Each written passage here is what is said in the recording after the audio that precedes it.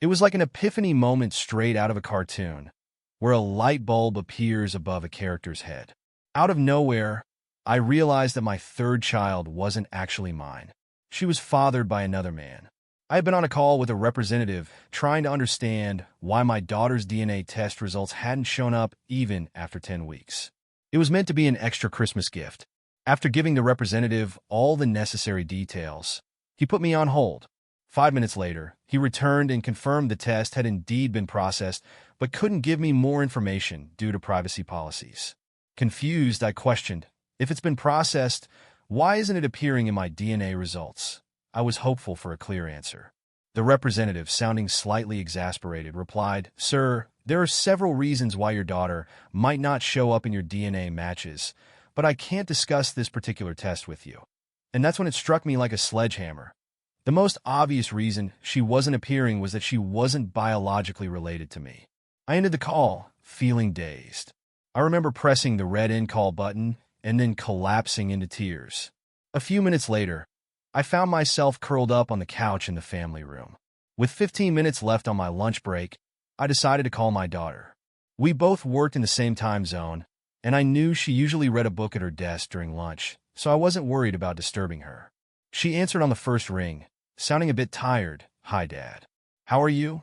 I took a deep breath and said, "Honey, I love you and trust you completely, but I found out about the DNA test. I called the company, and they said it was processed 2 weeks ago."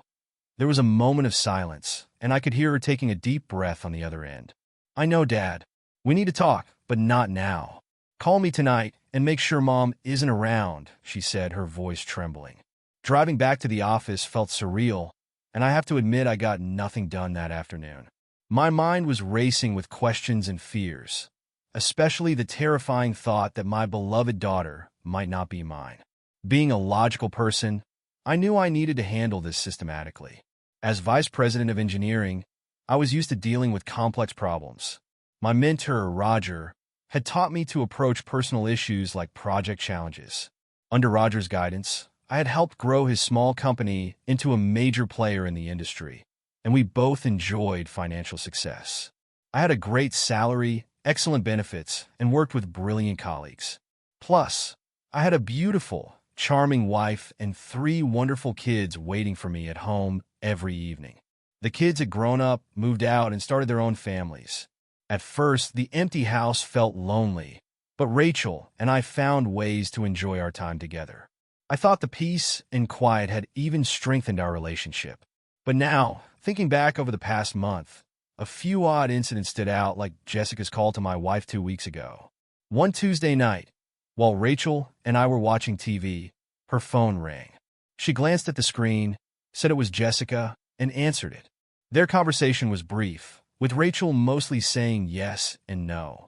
I noticed tears in her eyes. When she hung up, I asked if everything was all right. She said Jessica's cat was sick and tried to brush it off, but I sensed she was uneasy. It struck me as odd how affected she was by Jessica's cat's problems. Little did I know, that might have been the moment Jessica found out the truth.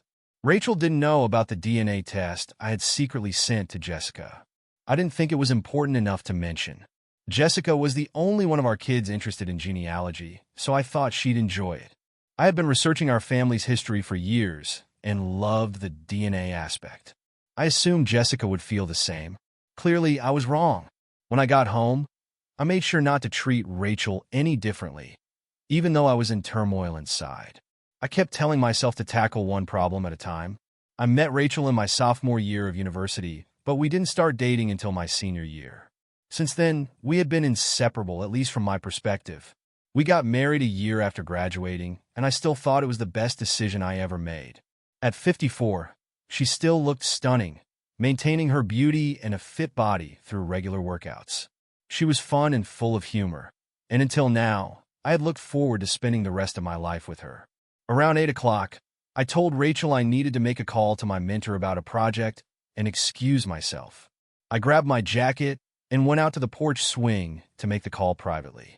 I dialed Jessica's number, my heart pounding. Jessica answered on the first ring, sounding distressed. "Dad, I am so sorry. I should have told you earlier, but Mom asked me to keep quiet until she talked to you," she whispered, not even giving me a chance to say hello. Hey, I'm not mad at you. Take a deep breath, I said, trying to calm her. I am not blaming you. You are as much a victim in this as I am. I could hear her struggling to breathe normally. This changes nothing between us. I am still your dad, and you will always be my little girl. I have loved you and your siblings all these years, and that is not going to change unless you want it to. She broke down, sobbing uncontrollably. I love you, Daddy. I do not need anyone else but you. I gently told her I did not want to put her on the spot, but she was my best source for DNA information. I promised we would not get into anything else, so she would not be caught in the middle, but I needed to know if she had any DNA matches. She sighed and said that Emma Johnson turned out to be her half-sister. I was shocked and asked if she meant Emma, Uncle Michael, and Aunt Sarah's daughter. She softly confirmed, yes, and I reassured her that it wasn't her fault and she never needed to apologize to me. The revelation that Michael Johnson, known to my kids as Uncle Michael and respected by the world as Judge Michael Johnson, was Olivia's biological father hit me hard. This meant my wife had an affair with her boss when he was still an attorney at the law firm over 25 years ago, since Olivia is 24 now. Rachel had worked as his administrator then. Michael left the law firm to become a state judge a few years later, eventually moving to the state capital, where his career flourished. Rachel, meanwhile, didn't pursue a romantic relationship with Michael, but stayed at Gee How and eventually became the office manager. Despite the end of their affair, Michael and his wife Sarah became close friends with us, to the point where our children still referred to them as Uncle and Annie. Their kids called me and Rachel the same. When I was away on business trips, Rachel and the kids would sometimes spend a few days at Michael and Sarah's lake house. This never raised any suspicions in my mind, and the kids even mentioned Aunt Sarah taking them places without me or Rachel. Clearly, I had missed some critical details. Lost in my thoughts, I suddenly heard Olivia calling out to me. I apologized, telling her I got lost in thought, and thanked her for her help, asking her to say hi to Jason, her husband, for me. Olivia then asked what I planned to do next. I admitted that I wasn't sure, and she advised me not to do anything incredibly stupid. She said a little foolishness was okay, but warned me against doing anything that might get me arrested. I hadn't considered harming Rachel until that moment, but I promised Olivia I wouldn't get myself arrested, which ruled out any violent thoughts. I never break promises to my kids. My first priority was to reassure Olivia about our relationship. Then I needed to find out who Rachel's partner in crime was. The third task was to initiate divorce proceedings, but I needed a new lawyer since my current one was affiliated with the firm where Rachel worked. After meeting with a lawyer and getting things in order, I would then deal with my soon-to-be ex-wife, Rachel. The house felt cold and empty. When Rachel and I were together, she talked nonstop, probably out of nerves. I suppose she really tried to keep me content, thinking it might soften the blow when I eventually found out the truth. It's hard to be certain, but there was a growing distance between us, and she wasn't making any effort to close it. About a week later, I consulted with one attorney. As soon as he learned that my wife was the office manager at Gee How, he looked anxious, so I moved on to the next lawyer on my list, a young woman in her 20s named Laura Thompson. She simply smiled when I mentioned Rachel's position at Gee How. This was the type of attorney I needed, someone who wouldn't be intimidated if one of the high-profile Gee attorneys represented my wife. I shared what little I knew about the infidelity situation, starting with the revelation that my youngest child wasn't biologically mine, but Michael Johnson's. Judge Michael Johnson of the Court of Appeals? Laura asked, raising an eyebrow. I nodded, closely watching her reaction to see if I should consider finding another lawyer.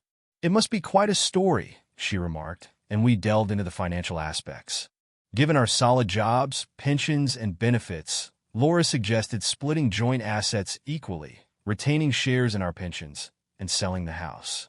This would leave both of us financially comfortable, though I would have a slightly better position due to higher income and a better pension. Laura added that unless I was dead set on seeking revenge over my spouse's infidelity, we could settle things amicably. However, I replied that I didn't want to hurt her financially despite feeling wronged.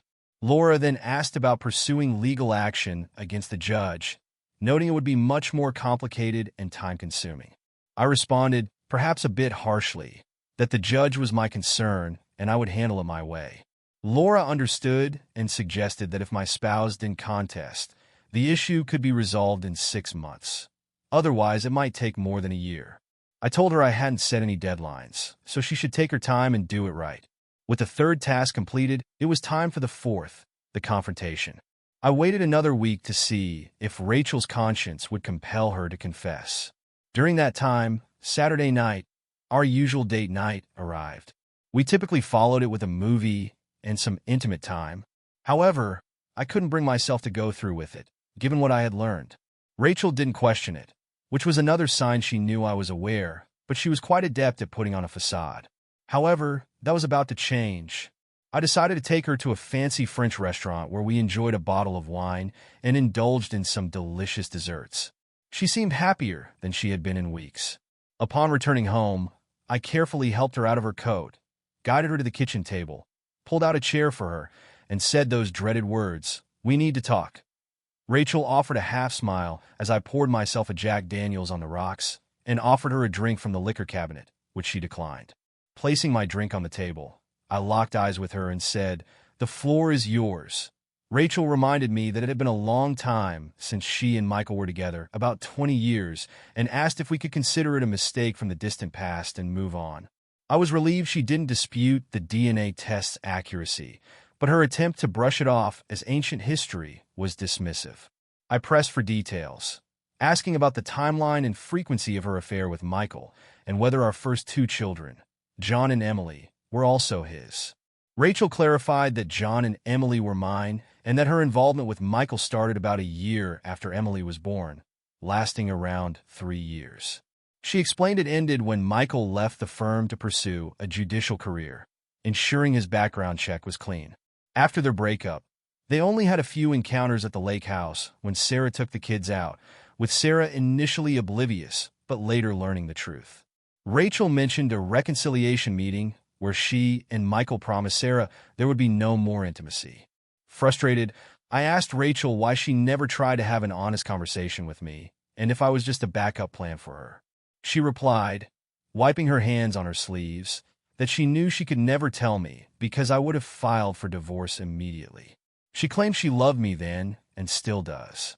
I couldn't help but remark on her apparent love for Michael, noting that she started and stopped with him at his command, treating me as a contingency plan. Rachel desperately protested, insisting she loved me with all her heart. In response, I accused her of loving Michael with all her heart, sacrificing our relationship for his career, while knowing I was her fallback option. I pointed out that while she might have had some love for me, she was aware of how much I idolized her and depended on our family to cope with his absence. Rachel's gaze falling to her knees seemed to confirm this painful truth. Regarding Olivia, Rachel confessed that during her affair with Michael, she hadn't considered the consequences until the DNA test revealed the truth. She assumed that since both she and Michael had brown hair, brown eyes, and fair skin, no one would suspect Olivia's paternity. She figured I wouldn't question it, especially since Olivia ended up resembling her, not knowing for sure until the DNA test. I exclaimed in disbelief, questioning if she was implying it was my fault. Rachel admitted that she and Michael had discussed the possibility that Olivia might be his child, but she reassured him not to worry since Olivia looked so much like me. She said Michael might not have known for certain, but he probably had figured it out by now. Rachel hadn't heard from him since Olivia and Jason's wedding 2 years ago. She emphasized that regardless of who knew what, Olivia was still her daughter. She insisted that Olivia was listed on the birth certificate. She had raised her, loved her, and considered her her own. Rachel firmly stated that Michael had better not even think about trying to claim Olivia, and that if he contacted me, I should make that clear to him. I told her I intended to have our other 2 children take DNA tests as soon as possible. I needed to know for my own peace of mind. Rachel pleaded with me, insisting that I already knew they were mine and asking why I couldn't trust her. My response was cold, my newfound distrust evident, and it seemed to take Rachel by surprise. She was deeply troubled by the thought of me revealing her infidelity to our other 2 children, understandably not wanting them to see her as unfaithful. Shifting the topic, I asked about the details of her affair, how often it happened, and where else they met. Rachel began to explain that their relationship had developed gradually from spending time together at work. They became friends and then something more. She described Michael as kind, considerate, witty, funny, and passionate. They had a deep connection. Because they both had spouses they loved, they kept their meetings discreet, usually out of town, and never met at either of our houses, as that would have crossed too many lines. Rachel whispered that they hadn't been intimate since the affair ended. When I asked if Sarah knew about all of this and had forgiven them, Rachel confirmed and reiterated that she had told me before. I whispered, with uncertainty, that I didn't think I could go back to how things were.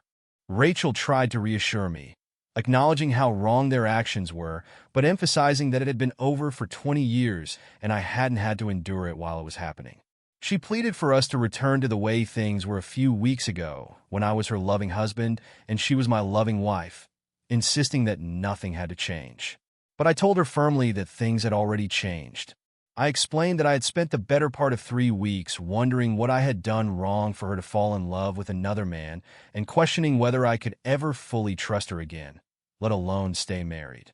I expressed with heavy emotion that I had given her my heart completely, and yet she treated it as something to be taken out only when it suited her.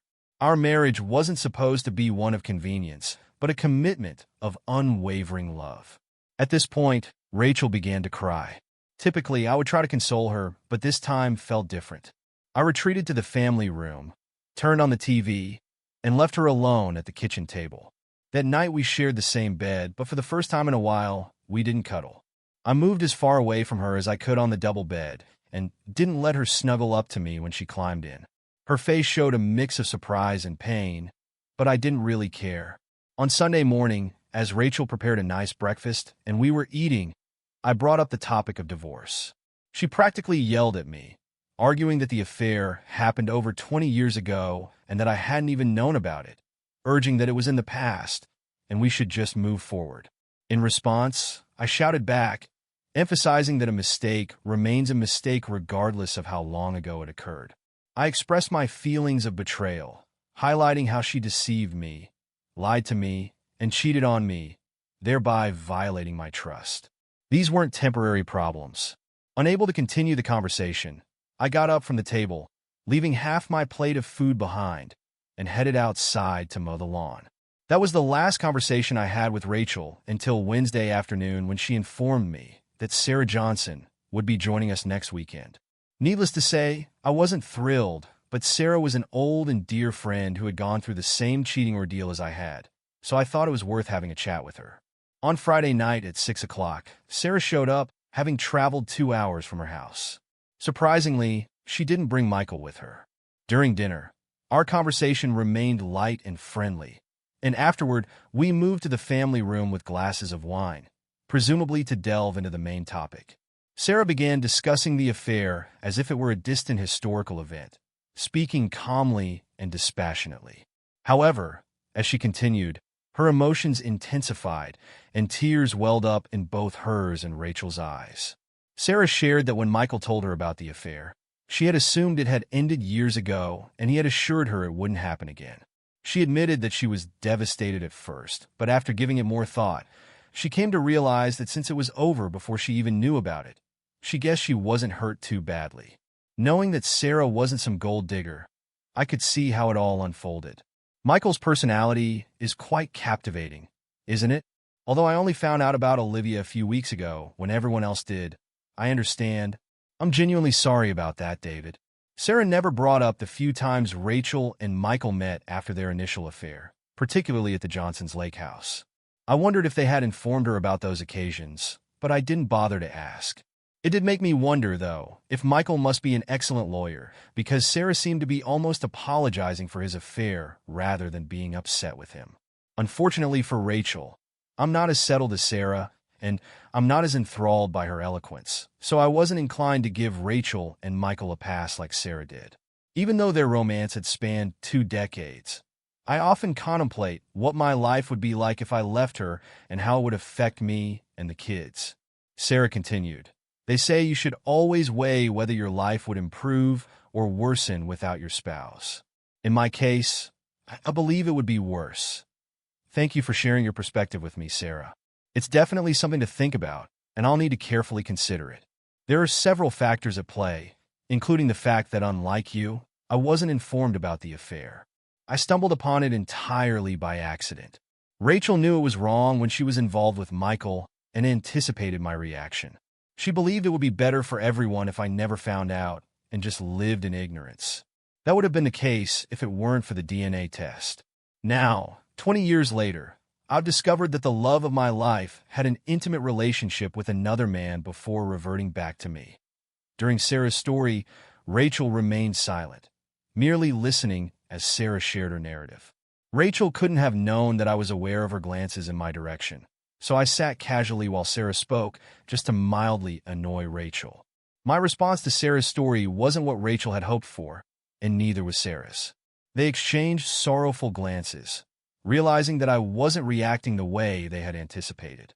I shook my head, went to the kitchen, poured myself another glass of wine, returned to the family room, and turned on the big screen.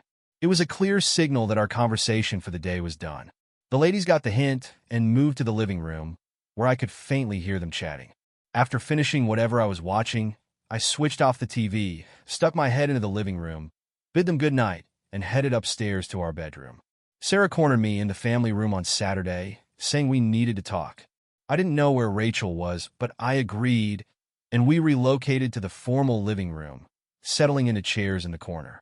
Sarah began by expressing understanding of my pain, but argued that not forgiving Rachel and divorcing her would be a big mistake for both of us.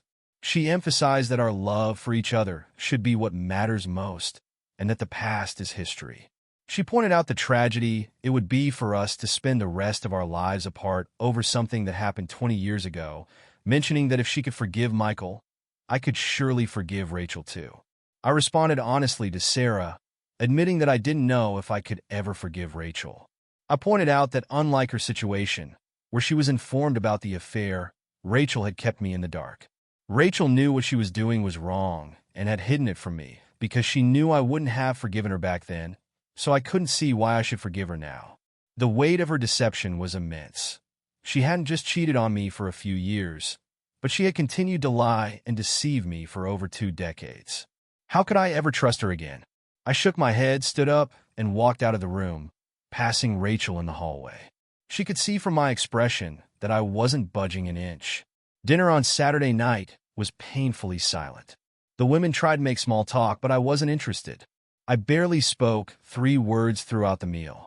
After a brief thank you, I grabbed my jacket and left, telling them I'd be at Malone's, my favorite spot for a quiet drink. At Malone's, feeling down, I chose a table instead of my usual place at the bar. The bar owner, who was like a sister to me, noticed my mood and urged me to talk. I confided in her that my wife Rachel had cheated and that our youngest child might not be mine. Outraged, she supported me, offering her blunt perspective, which I valued. She questioned whether Rachel had apologized for the affair itself or just for getting caught. I realized Rachel hadn't truly apologized. The bar owner offered me free drinks and arranged a cab, taking my keys for safety. The cab dropped me off at home around 2 o'clock in the morning. Rachel greeted me at the door and helped me up to our bedroom. I collapsed in a bed fully clothed, and Rachel took off my shoes and socks. That's how I slept. Late on Wednesday night, my son called me at the office. He wanted to talk about Rachel's situation. Though he didn't explicitly say it, it was clear that Rachel had involved the kids to sway me away from the divorce. My son and I usually agreed on most things, but from our conversation, it became apparent that Rachel had put in significant effort, and it had paid off as he clearly empathized with her side of the divorce dilemma. I explained to him firmly that what she did initially could be seen as a mistake, but continuing the affair for months turned it into a choice. I asked him how he'd feel if he found out his wife Jessica was cheating. While the affair ended years ago, the deceit and disrespect didn't. I felt John should have stayed out of our issues. He was taking sides and getting involved in something he shouldn't. I was frustrated, feeling betrayed after idolizing my wife, only to find out she kept this secret. If not for a certain accident, I'd still be in the dark. It felt like she used me as a backup plan. As John tried to argue that I was overreacting, I hung up, feeling the conversation wasn't going anywhere. When I got home around 6 o'clock in the evening, Rachel was already busy preparing a delicious meal. She didn't look pleased when I mentioned I wasn't hungry. I poured myself a glass of Jack Daniels, turned on the TV, and settled into my favorite chair. She came in and asked what was wrong. Same old stuff, different day. My wife cheats on me for 4 years, has a kid with another guy, and now my kids are making me out to be the bad guy here. Do me a favor. Call Kathy tonight and tell her not to call me tomorrow unless she wants to be hung up on like John. Rachel lowered her eyes. You'd think after 31 years, she'd know not to provoke me on her behalf. What makes you think the divorce won't happen? I said, raising my voice. Not only did you cheat on me for 4 years and have a child with another man, but you also replaced me in your heart with him. You can sit here and tell me that you weren't in love with him and that if he had asked you to divorce me and marry him, you wouldn't have done it. The truth is you may love me, but you're not in love with me. You're in love with him. I'm just a dependable backup because you've always known my heart belongs to you and I'd do anything to keep you as mine. You cheated on me, lied to me, disrespected me, and now you have the nerve to try to turn our children against me. That was the final straw, Rachel, but I won't be vengeful towards you, especially not to Sarah, and I won't destroy Michael's promising career as an upstanding judge. I'm going to file for divorce, citing irreconcilable differences, and we can each keep our retirement accounts while splitting everything else, including the house, right down the middle. As tears streamed down Rachel's cheeks, and she got up from her chair, I couldn't help but add another jab. You never mentioned regretting your affair, probably because you don't regret it. The only thing you regret is that I found out, isn't it? The rest of the night was spent in the company of a bottle of Jack Daniels. The following day, I contacted my attorney and told her to prepare the divorce papers as quickly as possible. She mentioned that I could review them the coming Tuesday and they'd be ready for Wednesday. Rachel could be served on Thursday, but I insisted that the process server come to my house on Friday night. I wanted to be present when she received the papers. Next, I made a call to Judge Michael Johnson's office, letting his receptionist know that I needed him to return my call regarding an important matter. The receptionist understood the urgency of my call, and I was sure Michael would call back promptly. When Michael did call back a couple of hours later, he sounded uneasy. He knew precisely what I was getting at, but preferred not to handle it at his office. I readily agreed and told him I'd be at his house the following Saturday at 10 a.m.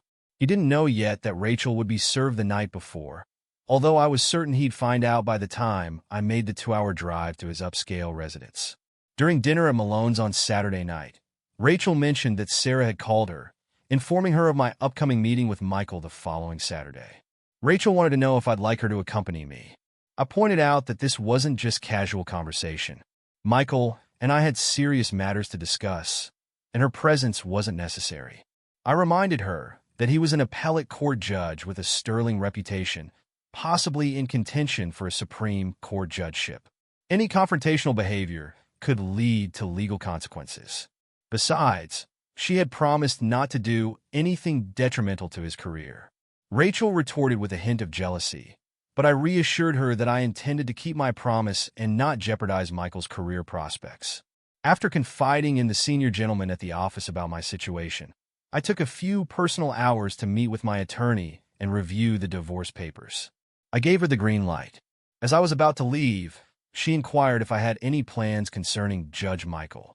Puzzled, I asked why she was concerned. She replied, because I still handle some criminal cases and I thought you might need a good lawyer. You engineers may not get too emotional about many things, but your methodical approach can be intimidating. She handed me her business card, and I exited her office. The next 3 days went by in a flash.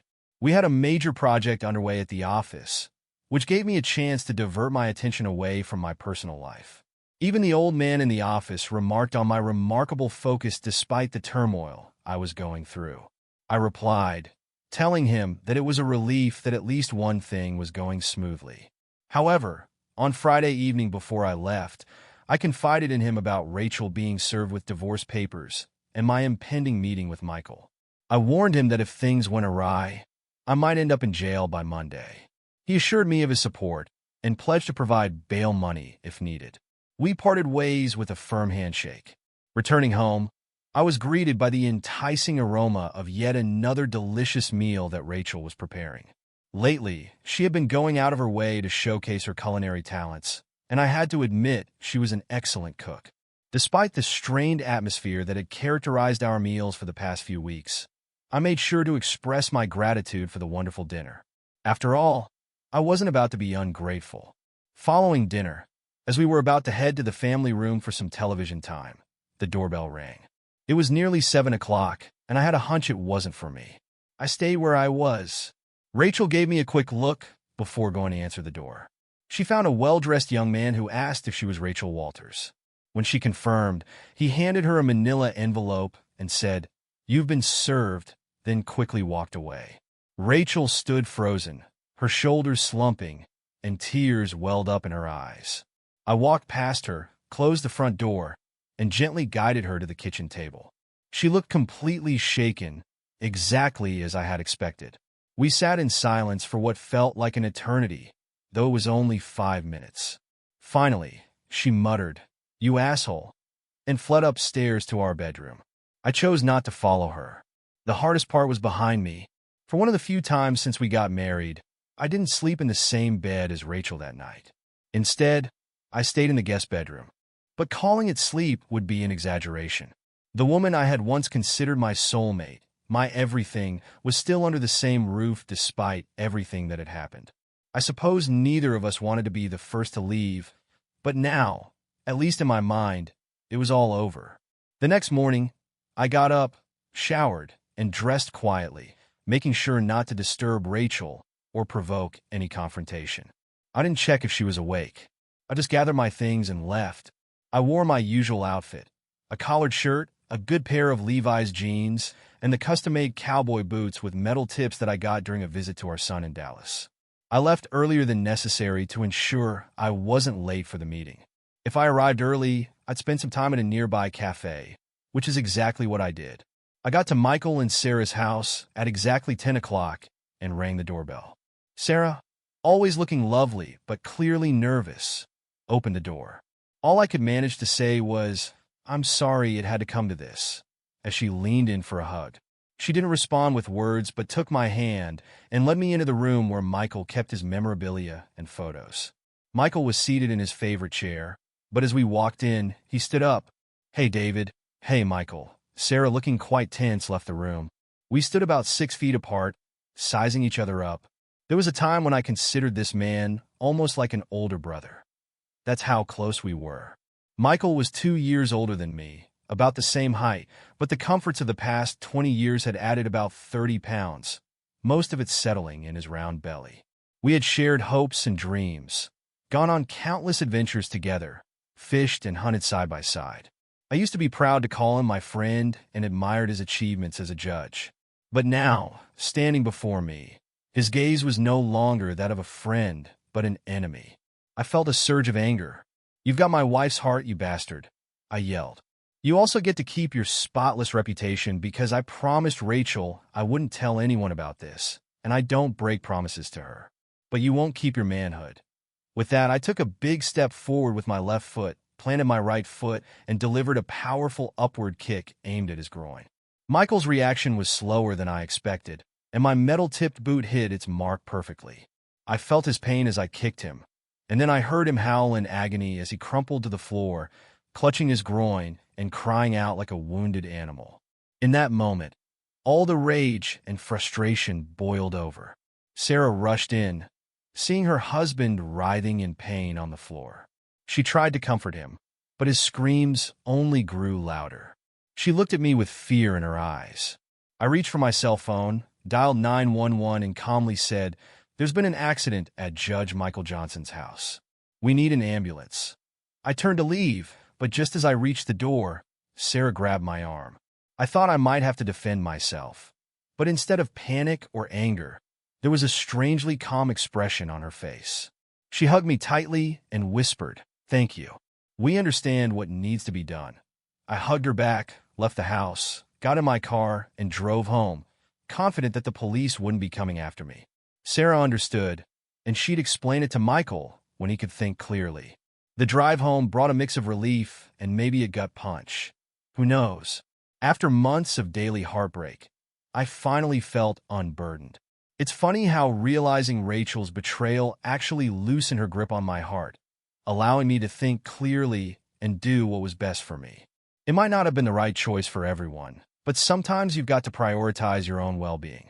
That's what everyone else had done for the past 2 decades, so why shouldn't I? Sure, a part of me would always love Rachel, but I wasn't going to dwell on this chapter any longer. It wasn't my fault, and it wasn't my choice. It was time to move forward. Once I got home, I headed to the basement, grabbed a couple of suitcases, and made my way to our bedroom. Rachel followed me from the family room, asking, "That's it then?" "That's it," I replied. 31 years and out the door, Rachel. It's a shame you're so wrapped up in yourself that you can't see how you deceived me, how you stole 24 years of my love through your deception. But I've moved past it, and I don't hate you. I don't even hate Michael, though that poor guy probably thinks I do now. I'll mend things with John and Emily down the road. You should patch things up with Olivia as soon as you can. Those girls are missing out. Sign the papers, Rachel, and let's put this behind us. I continued. I'll have the rest of my things out of here in the next few days. We don't need to talk anymore. If you have anything to say to me, I left my lawyer's business card on the kitchen table. She stood there in shock, tears welling up, but no words came. I grabbed my suitcases, went back downstairs, and stashed them in the trunk of my car. After returning to the house, I packed up my belongings and departed. 31 years, just like that. The end. I lied. As it turns out, Michael managed to save one of his testicles after all. It required extensive surgery and months of pain, but they succeeded in saving one. I learned about it from Olivia, who had been contacted by Sarah trying to reach me. Sarah didn't have my phone number, and the rest of the family had no interest in informing me. In fact, they haven't spoken to me for 8 months now, but I've come to terms with it. According to the official version, Judge Michael had a mishap in his office, falling onto the corner of his fancy desk, and had a rough landing. Twice, ending up on the floor.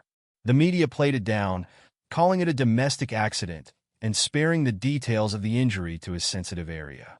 Surprisingly, he received a lot of sympathetic coverage.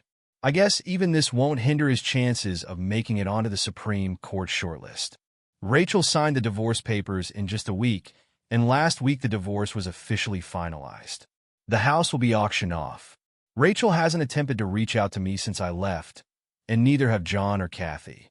It seems like I won't be joining the family Christmas dinner wherever they decided to have it. The old man is passing the company reins to me come the new year as he heads into retirement. Per the agreement, I'll have to run the company for 7 years before I can retire comfortably with a substantial golden parachute. Afterward, he plans to find a buyer for the company, and I'll get a 10% cut of that deal too. I've started going out and dating again. After being married for what felt like an eternity, it'll take some time to remember how all of that works.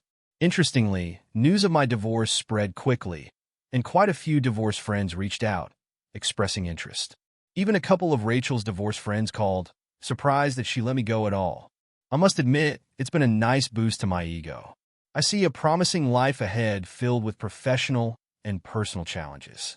During my free time away from work, I'm exploring new hobbies. One thing I've given up on is genealogy. I used to be into it, but it's no longer a pursuit of mine.